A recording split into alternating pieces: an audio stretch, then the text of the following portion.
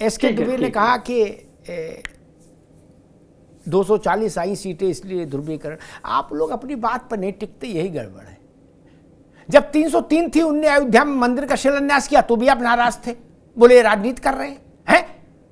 शौचालय बनाने की जगह बताइए मंदिर बना रहे हैं क्या? तब भी आप परेशान थे, बेचैन थे।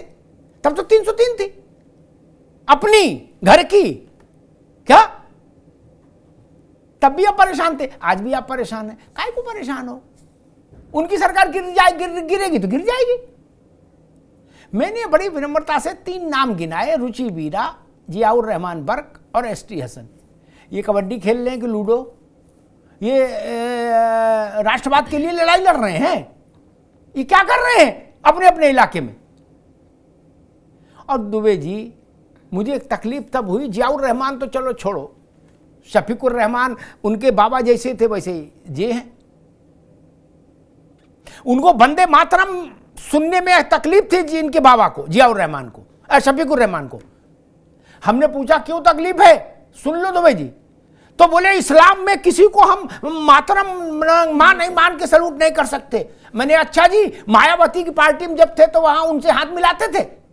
बोले अग्निहोत्री जी आप हमको जलील कर रहे हैं। मैंने वहां हाथ मिलाते थे? वहां तो जूता चप्पल सब बाहर उतार के, कमर आदि झुका के ऐसे जाते थे कि कोर्निश करके। नहीं, हमें पता नहीं।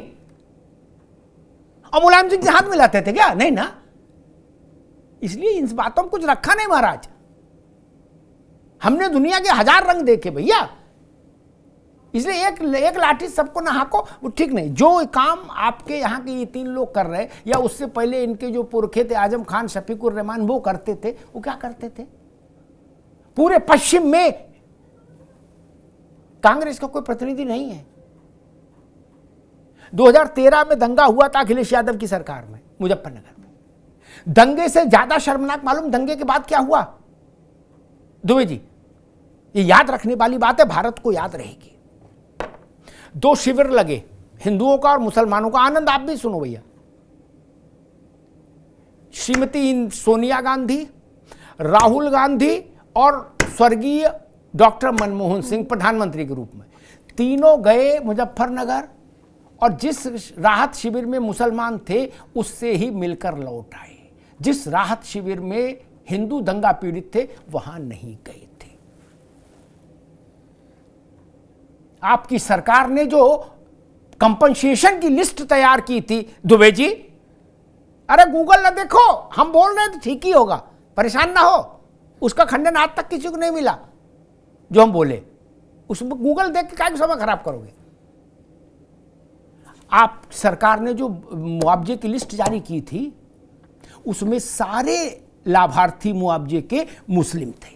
आपकी लिस्ट सुप्रीम कोर्ट में क्वेश हुई, कोर्ट ने फटकारा, फिर दोबारा लिस्ट जारी हुई। ये क्या था? ये हिंदू मुस्लिम नहीं था, ये गुड्डू पप्पू था महाराज। ये इसी से कटुता पैदा होती। खैर आनंद दुबे जी, जेपीसी जब बनेगी, जब काम रिपोर्ट देगी नहीं देगी, क्या होगा या वक्त पर अलग। लेकिन कल महाराज ने तो लाइन ही खींच दी। उनने कहा हमने अपना कानून ठीक ठाक कर लिया है यूपी का वक्फ बोर्ड का, और 13वीं शताब्दी से आज तक के सब कागज जांचे जाएंगे। मैंने आदेश दे दिया है कि एक एक कागज बिल्कुल लेंस लगा, चश्मा लगा के जांचो, और कहीं भी जमीन गड़बड़ हो तो वापस जाए। अब समाजवादी पार्टी से लेकर नाजिम साहब तक कह रहे हैं कि भाई हम तो कमजोर हैं और आपके पास ताकत है तो आप डंडा चला रहे हो।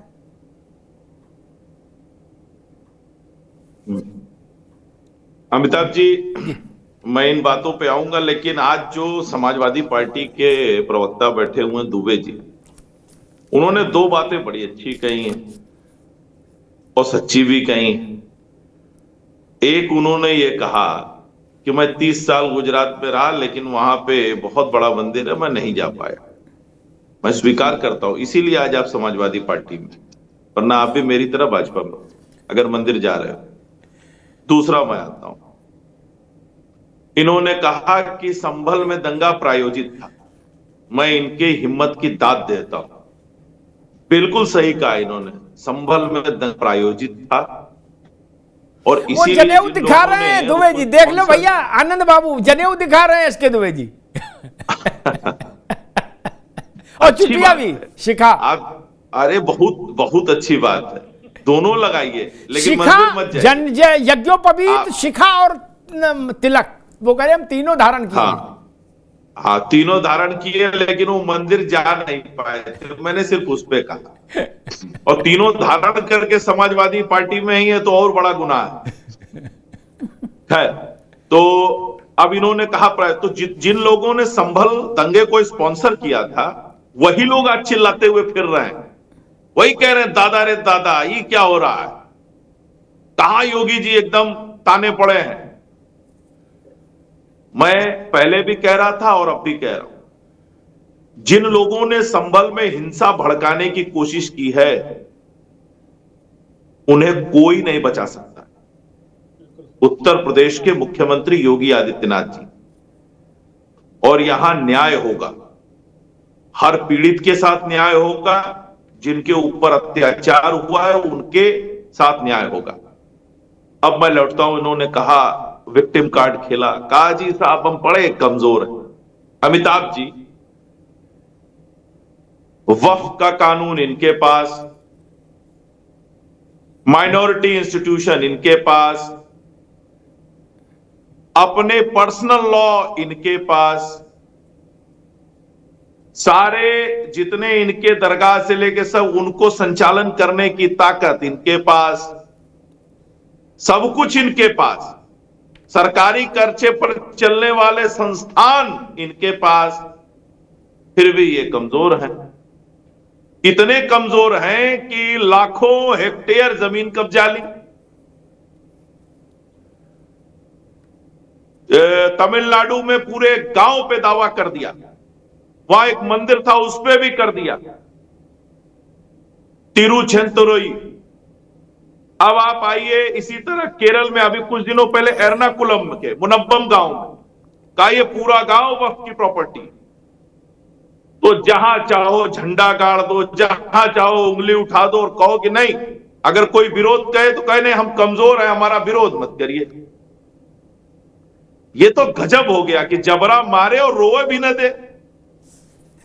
माने आप हमारे ऊपर कब्जा कर लीजिए और हमसे कहिए कि आप कुछ मत बोलिए क्योंकि हम कमजोर हैं, इतने कमजोर हैं कि हम आपका घर हड़प लेंगे, लेकिन आप मत बोलिए।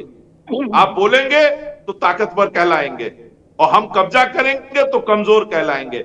इन्होंने एक शेर पढ़ा ना, मैं भी कह देता हूं कि तुमने लूटा है सदियों हमारा सुकून, अब न हम पे चलेगा तुम्हारा फुसून।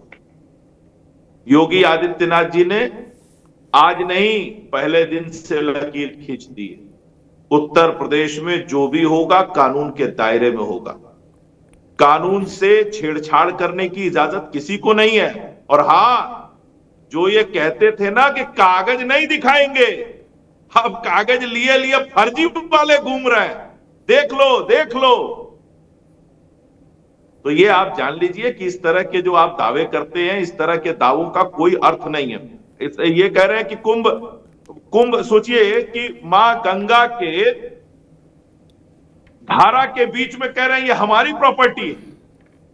आपको याद होगा अमिताभ जी, इन्हीं के लोगों ने कहा संसद में भी हमारा है, राष्ट्रपति भवन के अंदर भी कोई वक्फ की प्रॉपर्टी बता रहे थे लोग। कुछ बचा नहीं है, जहां कहेंगे कि मतलब जहां आप कह दीजिए कहेंगे वही प्रॉपर्टी हमारी है।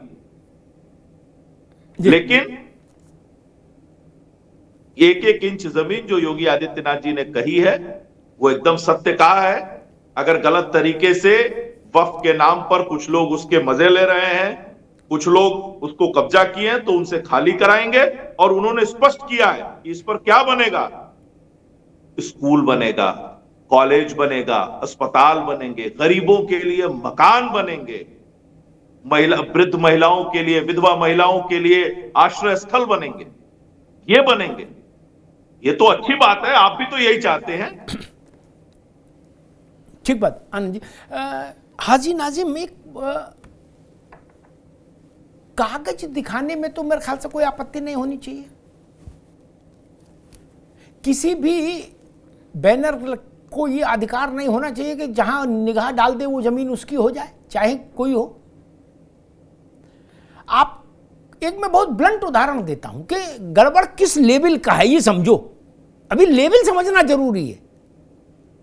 संभल शहर टोटल 5 वर्ग किलोमीटर जमीन पर बसा है। कितने पे हाजी भाई? 5 वर्ग किलोमीटर, ठीक।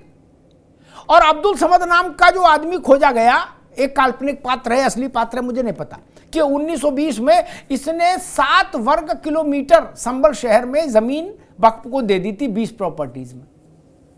1 बाल्टी पानी था और 2 बाल्टी का दावा आपने ठोक दिया। कभी आप लोग सोचते नहीं कि ये सब गड़बड़, आखिर किसी दिन तो ऑपरेशन होगा? नहीं, पूरा पूरा गांव पे आप लोग झंडा फहरा देते हो, बोले पूरा गांव हमारा हो गया, अब बोले कुछ नहीं, सब पूरा हो गया। क्या मतलब पूरी फिल्म ही मुगले आजम चला देते हो चाहे जहां। हाजी भाई। हाँ अमिताभ जी, देखिए आपने बहुत अच्छी बात, देखिए भारत की सरजमीं पे हमारा पूरा मालिकाना हक है, क्योंकि हम देखिए भारतीय हैं। और रही बात ये कि जिस तरीके से वक्फ बोर्ड की जमीन की बात अभी आनंद दुबे जी भी कह रहे थे कि 1-1 इंच, भाई ले लीजिए 1-1 इंच, क्या आप तो पूरी भारत की सरजमीं आपके अधीन है, तो आप ले लीजिए। और यहाँ के जो मुसलमान है उनको आप बाहर भेज दीजिए। जिस तरीके की आप बात करते हैं, आप कहते हैं कि भारत के मुसलमान को पाकिस्तान भेज देंगे, भाई भारत का नहीं, पाकिस्तान कहाँ जाओगे? वहां तो वैसे रोटी नहीं खाने को, पाकिस्तान कौन भेजेगा, कौन जाएगा? बाहर रोटी कहाँ है?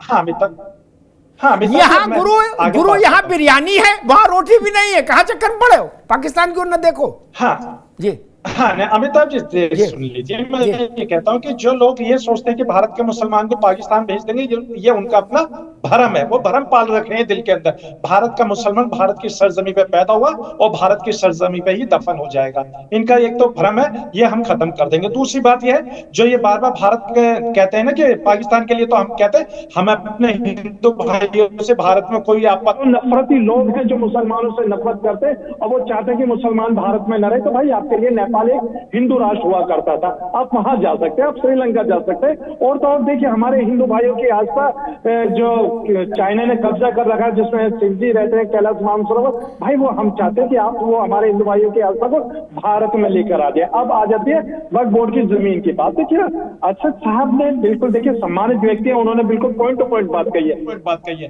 अभी देखिए 2027 आएगा, जो हमसे 1-1 इंच की जमीन हमसे लेने की बात करते, तो हो सकता है आनंद दुबे जी अपनी जमीन को भी ये कह देंगे कि ये हमारी अपनी जमीन नहीं है, क्योंकि इस पे इन्होंने कब्जा कर रखा है। तो मैं ये कहना चाहता हूँ, जो हमारे बाप दादाओं की जमीनें हैं, जो वक्फ कर दी गई, जिस तरीके से कुंभ के मेले में एक सरताज के नाम पे बताई गई थी कि सरताज ने कुंभ के अंदर जमीन दान वक्फ की थी। तो देखिए मैं ये कहता हूं कि अभी रुकना होगा, अभी रुकना होगा, नहीं है। ठीक है, 10 सेकंड और चाहिए, 10 सेकंड और। और जिस तरीके से अभी इन्होंने ये कहा था कि देखिए वहां पार्लियामेंट में भी इन्होंने दावा कर दिया। देखिए वहां पर आपको बता दूं, बदरुद्दीन अजमल साहब बड़े ही सम्मानित व्यक्ति हैं, उन्होंने कोई ना कोई एविडेंस उनके पास है, तभी उन्होंने बदरुद्दीन तक छोड़ो महाराज, किसी भी सांसद अरे से किराया नहीं बदरुद्दीन को लिया। छोड़ो,